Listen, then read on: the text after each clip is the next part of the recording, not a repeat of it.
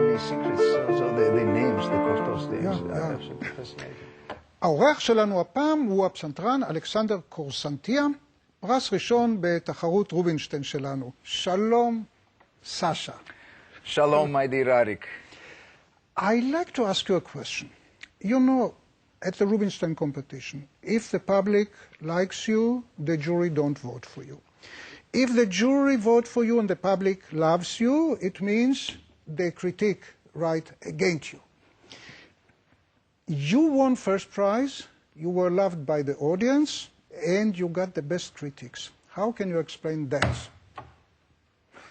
Well, it just happens that you kind of explained it by yourself. I mean, there is nothing I can add. I think it's luck. It has to do with luck, and it has to do with the fact that I felt immediately that there is a love affair between me and this country, and I felt it deep in the bottom of my heart, and I think that's how it happened. I don't have a better or more scientific, more dialectic explanation. Love affair is the name. Tell me, you are not Jewish, by the way. I'm not even Jewish. Yes, that's right. And ever since the Rubinstein competition, which year was it? It was 95. 95. 1995. Long time. 15 years ago. Oh, yeah. Yes. Ever since, how many times you visited us? Countless. Probably 35 times. 35 Yes, times? yes. Any orchestra you never played with here in this country? This is hard to say. Probably not. I think I played with all the orchestras, or definitely all major orchestras. And I think I know Tel Aviv's map better than map of Boston, where I currently live. How many friends do you have here? Oh, I am blessed with having several families of truly close friends whom I discovered, and this is for life. This is nothing where I'm going to lose, and I'm very, very, very happy with that, of course. And what would you like to play for us? First of all, before I play for you, just let me tell you how much this conversation means to me. This is not only because it's a wonderful program, a very popular TV show, and many wonderful and very respectable artists have been here, but this is all important. But you, as a chairman of the jury of the competition, and as a person who you are, of a person of a great wisdom and wonderful musical abilities, you host me. This is a special privilege for me. Thank you for having me, dear Arie. This is probably appropriate for the end of the show, but I just couldn't wait. Okay. And I will play for you a couple of segments from preludes by Chopin, Opus 28, and I will start with the La Bémol Major one.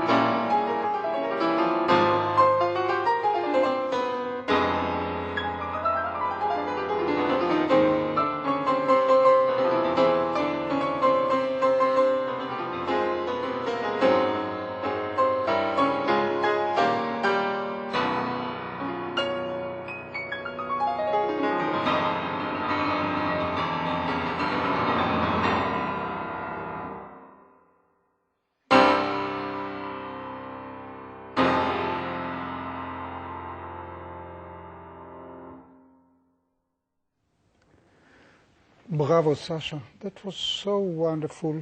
I loved so much the first prelude, which Cortot nicknamed Elle m'a dit je t'aime, which means she said to me, I love you, which you played in such a wonderful freedom and yet with a long-lying feeling.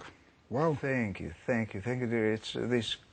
This means a lot to me.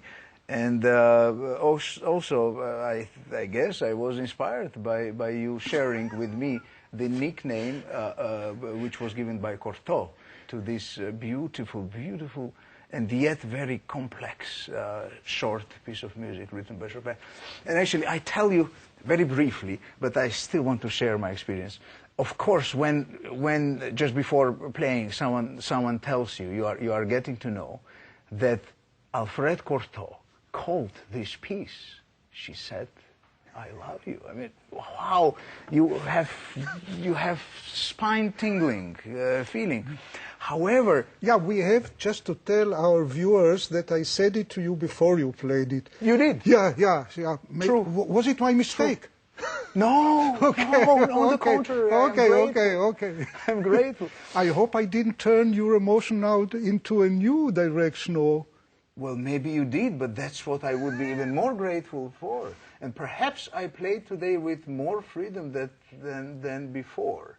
And again, at some point, I felt that it was maybe on the edge of taking liberties. That's what I meant. Taking so much liberties without losing the long line, so cognitive.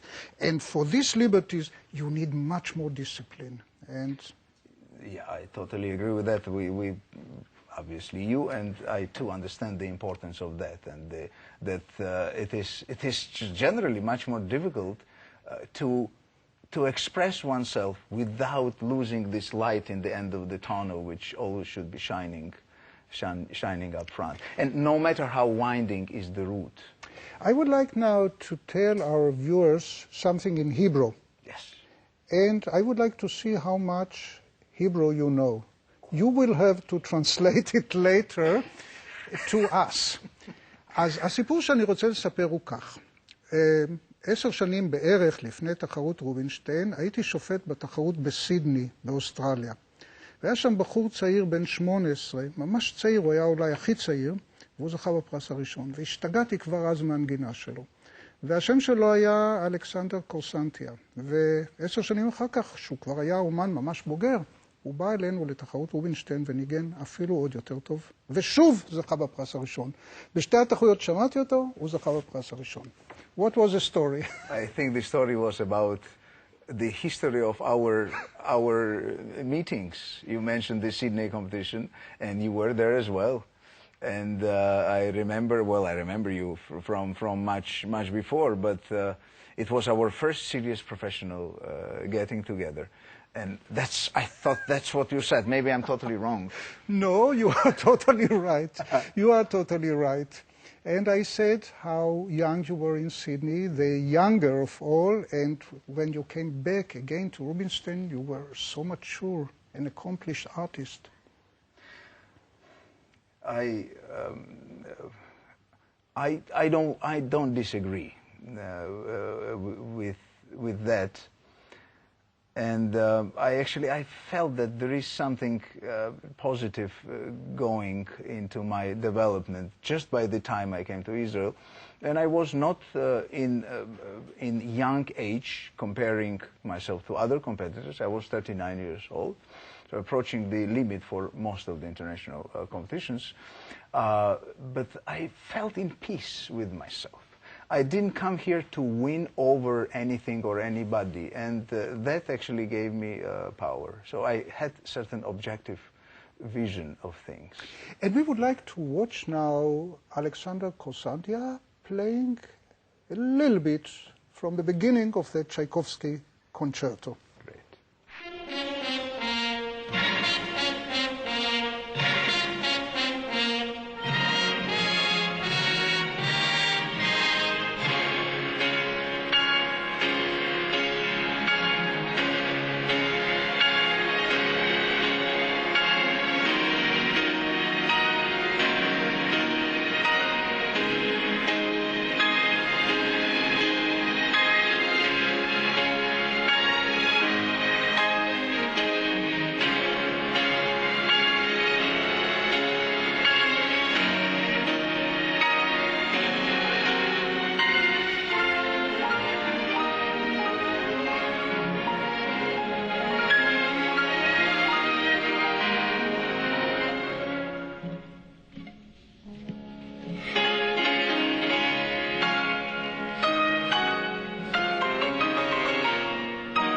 How old exactly were you at the Sydney competition? 22. And between the Sydney and the Rubinstein, did you do any other competitions? Yes, I did. I won the competition in Palm Beach, Florida. It was a year before the Rubinstein. It was in 1994. And then I had a very important for my life experience at the Van Cliburn competition, also in 1994, which I didn't win at all, but it taught me a lot. So mostly I'm grateful to this experience, which made me grow in the right direction. It could have been different. And all those years you studied in Tbilisi, in Georgia? Well, most of my professional studying was done in Tbilisi, Georgia, under Professor Tengiz Amiragibi, beloved and genuine and incredible musician to whom I owe, well, we owe to each other, you know, being such a close people as it is supposed to be. But he taught me a lot, and he still does. And my other teacher is Alexander Toradze, and I studied with him in America when I came to the States. Georgian people are very, very artistic. I realized it when I was in Tbilisi. It's incredible. Well, the art, especially art of singing, and art of kind of presenting themselves, art, the theater of life, is in bloodline of each Georgian. And I bet that's what you have in mind. And it's wonderful. It can be reflected, obviously, in singing, ultimately, because that's one of the richest folk heritages Georgian have. But also it can be in toast makings. You know, in the tamada. Tamada tradition is very big in Georgia. And there are many different venues how people want to impress. Georgians do like to impress. Yes. I know that you have prepared for us some more preludes by Chopin, and now with a little surprise. Yes. Yes, I will play now the Do minor prelude by Chopin, number 20, and then it will lead us into another piece, and I will say later what it will be.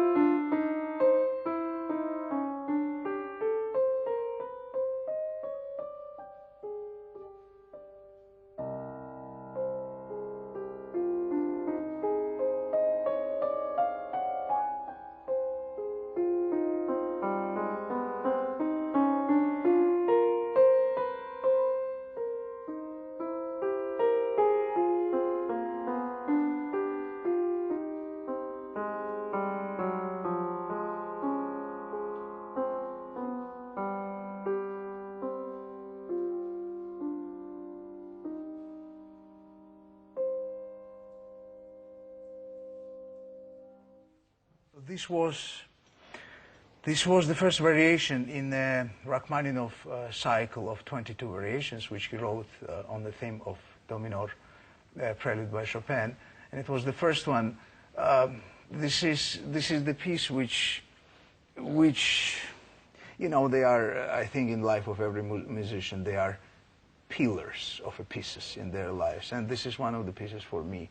And I learned it last year. I played it already several times, and the next time I'm in Israel, I am drooling to present this piece to Israeli audience. I love it dearly.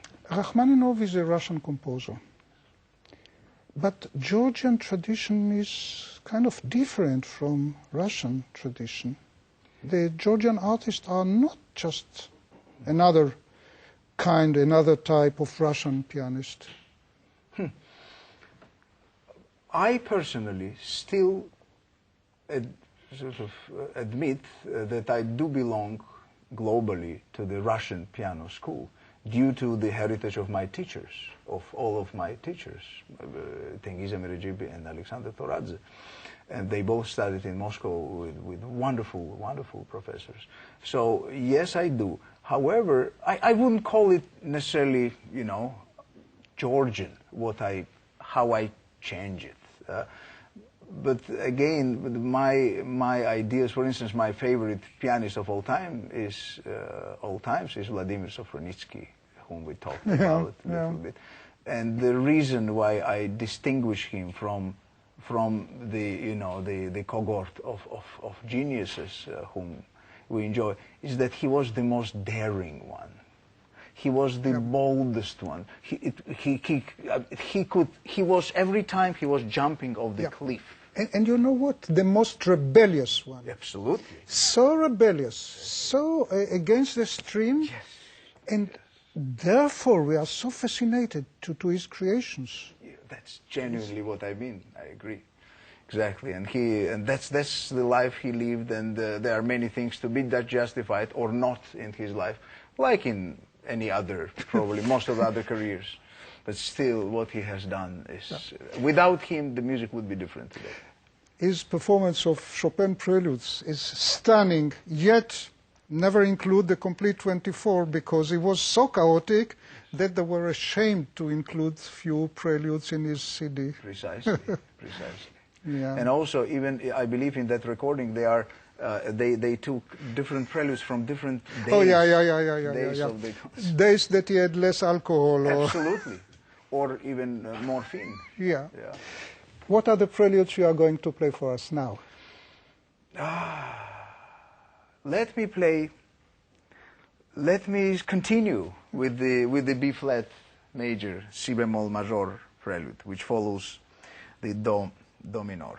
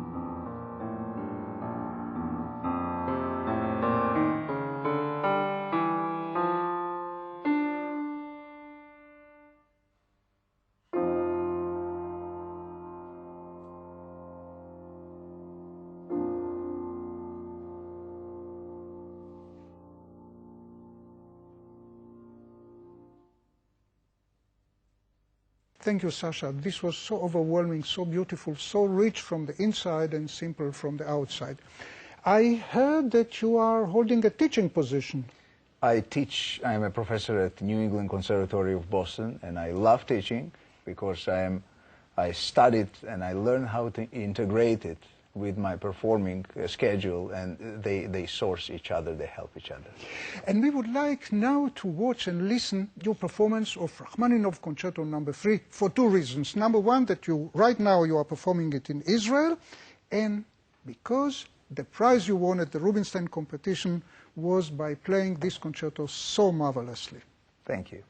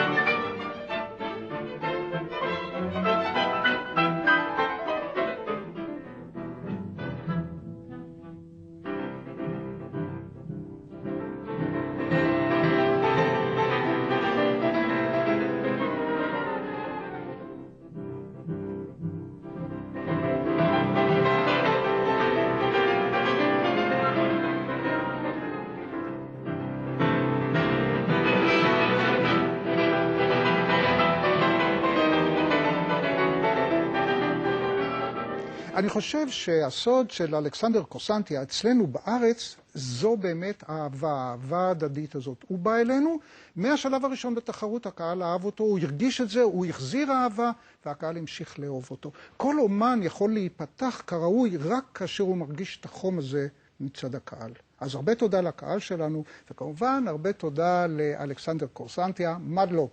תודה רבה. תודה רבה, אריק. Pleasure.